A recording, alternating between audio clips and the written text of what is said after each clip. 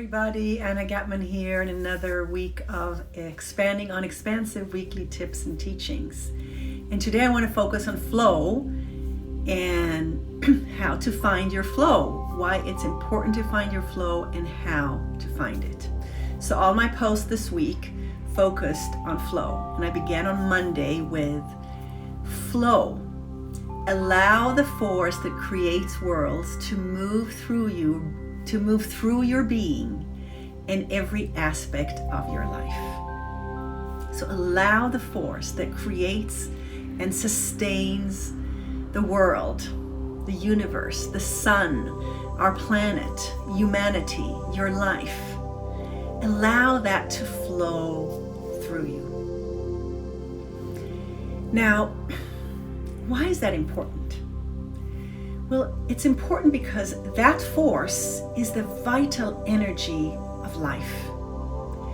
And when you allow it to flow through you in full force, in its optimal state, you are in your optimal state. You see, if you're outside of it and you're kind of looking at it and you're touching it and you're seeing the river flow but you're not in it, you're not in your optimal state. If you are resisting, if you are afraid, the flow, that same flow, is coming through a very narrow tube and cannot flow fully.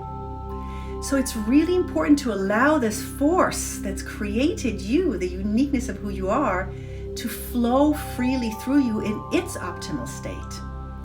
Which brings me to the second point, that you need to be in your optimal state for it to flow.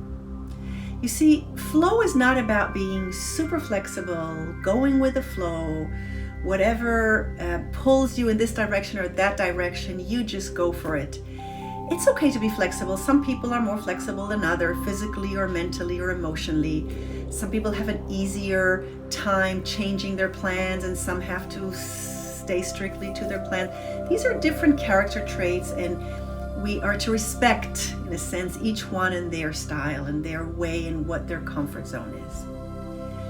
But the flow of the universe is, in a sense, a different thing. So flow is not about being flexible, super flexible, but it's finding your center, your optimal state, what makes you come alive, what you're passionate about, finding what was intended for you in this incarnation, in this lifetime that you're in, to be in your optimal state, and allowing that to flow through you. You see, so it's your unique flow coming through versus let me see what it means to be flexible and flowing and let me do it. It's another thing if you feel you're too strict or that you want to learn to be more flowing. It's not this or that, but the flow of the universe needs to flow through you in the unique way that you were created. Your unique talents, your unique gifts, your unique capabilities, your expertise, what you love, how you want to express yourself, how you serve the world through your capabilities and your life purpose. And so you want to find your center at every given moment. Your center within the wholeness of a situation, the wholeness of your life, the wholeness of a relationship. Not just what works for you, but what works for you within the larger whole of any given moment or situation or interaction. You want to be in your optimal state, so you want to know, what is the essence of my calling? What is the spiritual essence that was like, okay, you're going to be born, and this is the essence of who you're going to be. And you're going to express that essence in your work, but also in your hobbies and your recreational time, in your relationships and in your self-care and in your finances and in your health and in everything that you do.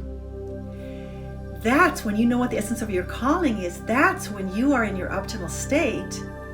And when you express it, everything is flowing through you. And that force that creates and sustains worlds is flowing through you.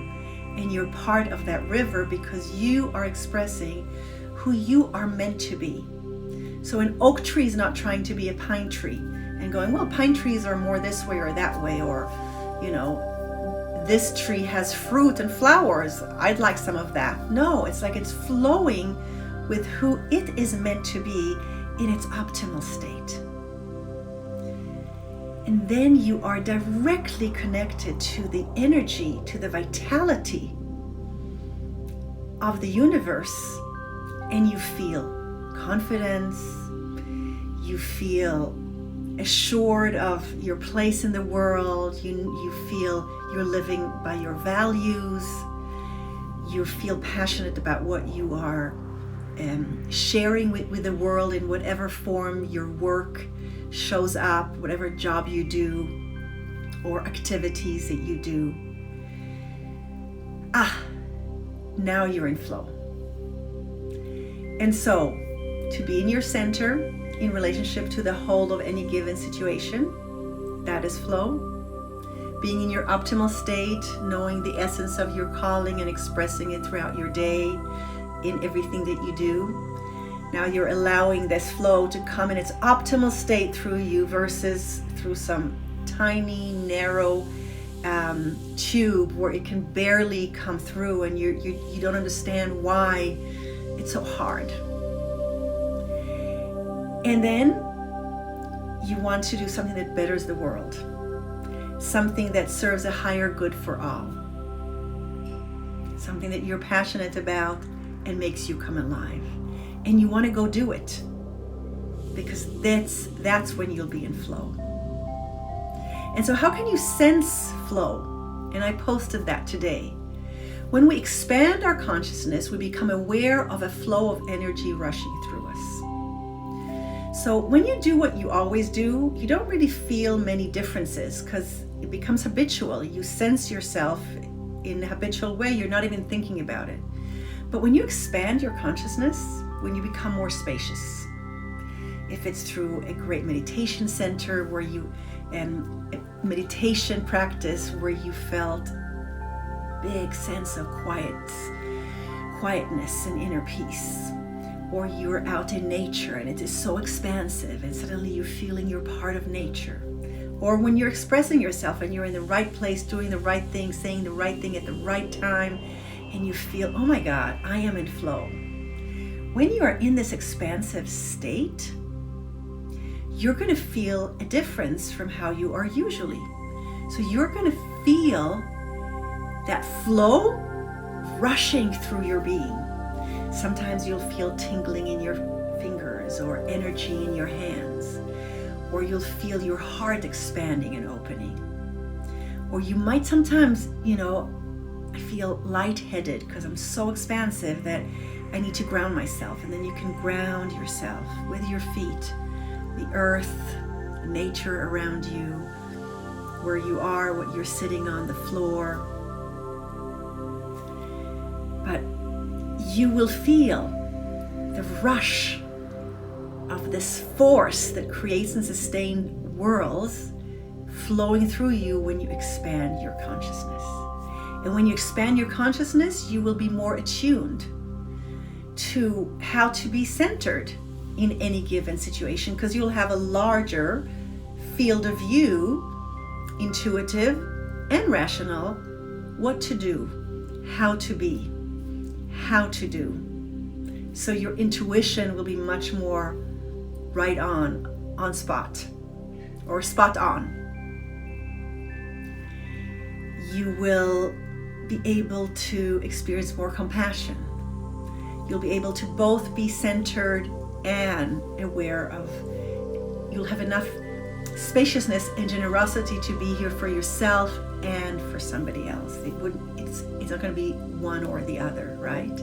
So all of these and so many more things will come to you when you are in a state of your unique flow within the larger world, the larger situation, the wholeness that you are in.